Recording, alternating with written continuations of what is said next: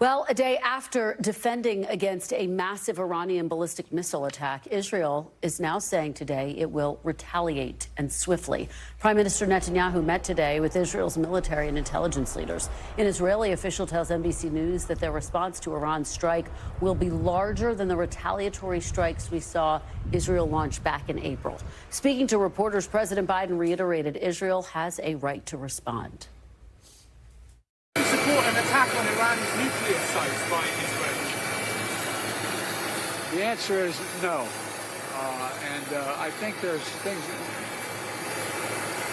we'll be discussing with the Israelis what they're going to do, but all seven of us agree that they have a right to respond, but they should respond in proportion.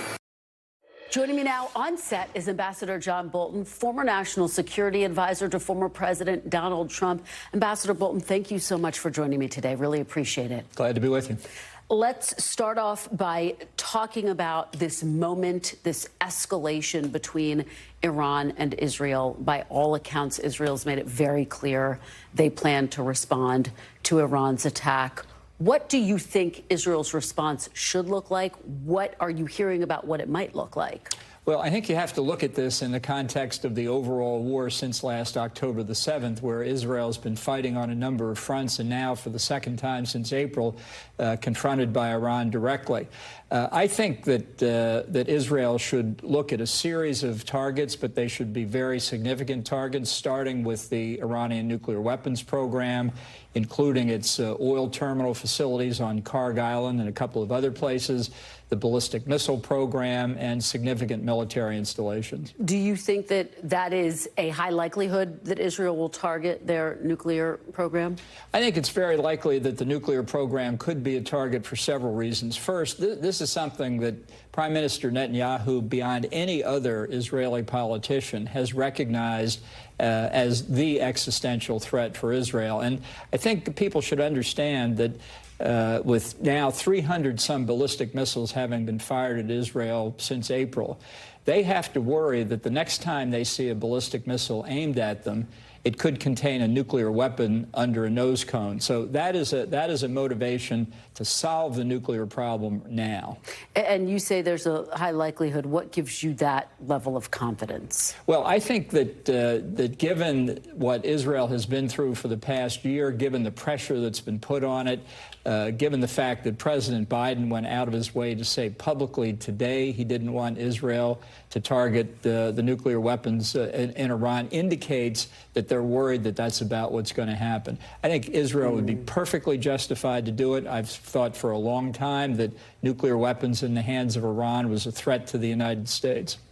What do you think the United States response should be and involvement should be? Obviously, they've been in close consultation with the Prime Minister and the Israelis. Well, I'd go beyond respond. I would help Israel. I would provide intelligence. And in fact, I see no reason why we shouldn't work with them to help them on some of the targets in Iran's nuclear program that may be difficult for their capabilities. This nuclear proliferation is a threat to the entire world. Ambassador, everyone is watching this situation, and they continue to ask the question that you and I have talked about, quite frankly, since the start of this war, which is, will this expand into a wider war? And this moment feels like a tipping point. Is that how you see it? Well, I don't see it as a wider war. I think the wider war began in October. Different fronts have been active at different times. I think it was a big mistake for Israel not to respond more forcefully in April. It's another reason I don't think U.S. pressure here is necessarily going to have an effect, because it didn't deter Iran. And I don't think that a proportional response does the trick either. It's got to be disproportionate. So this response should be bigger, and it should be about deterrence, is what I hear you're saying. Well, to restore deterrence, you have to impose cost on the other side. There are other targets here. Netanyahu said the other day, nobody in Iran is safe, and that's why the supreme leader is now in an undisclosed and what they think is secure location. He's the commander of Iranian forces. He's a legitimate target. I want to talk big picture about foreign policy. Some of what's been discussed on the campaign trail. Former President Donald Trump has talked about the fact that he would be able to get a better deal, for example, if he were to be reelected? As you know, he obviously withdrew from the Iran nuclear deal, which was aimed at putting contours around Iran's ability to develop a nuclear program. Let me just play for you some of what Donald Trump said at the time. At a certain point, they're going to call me and they're going to say, let's make a deal. And we'll make a deal. No preconditions. No. They want to meet, I'll meet. Anytime they want. Anytime they want. We'll be good to them. We'll work with them. We'll help them in any way we can. But they can't have a nuclear weapon. We must also make a deal that allows Iran to thrive and prosper and take advantage of its enormous untapped potential. Ambassador, given that former President Trump was never able to get that new deal, was it in retrospect a mistake to rip up the Iran nuclear deal? No, that was a deeply flawed agreement that was actually permitting Iran to make progress on its nuclear weapons capability. There was utterly inadequate verification of what they were doing. The mistake the Trump administration made was not pressing hard enough. It really was not a maximum pressure campaign. I think the objective should have been the overthrow of the regime, because as long as that regime is in power, there will not be peace and security in the region. And I think the notion that Trump could cut a deal with the Iranians is totally illusory. You couldn't cut a deal on the nuclear side. You're not going to make it easier by adding in ballistic missiles and support for terrorism, which is what he was talking about there. I hear you saying that the deal did not go far enough, and I know that that was your argument at the time. At the same time, the breakout time for developing the material to develop a nuclear weapon was estimated to be a year or longer at the time that the deal was in place. Now, U.S. officials say it's down to 1 to 2 weeks. These estimates are utterly illusory. Nobody can tell you how many centrifuges Iran has in actual operation. We don't know enough. Much of the work on weaponization has been done on military bases where there was never access by the International Atomic Energy Agency or our intelligence, nor has there been adequate consideration given to weapons being developed under contract by North Korea. In terms of former President Trump's broader foreign policy, I do want to play you something that Senator J.D. Vance said last night on the debate stage. Take a look. As much as Governor Walz just accused Donald Trump of being an agent of chaos, Donald Trump actually delivered stability in the world, and he did it by establishing effective deterrence. People were afraid of stepping out of line.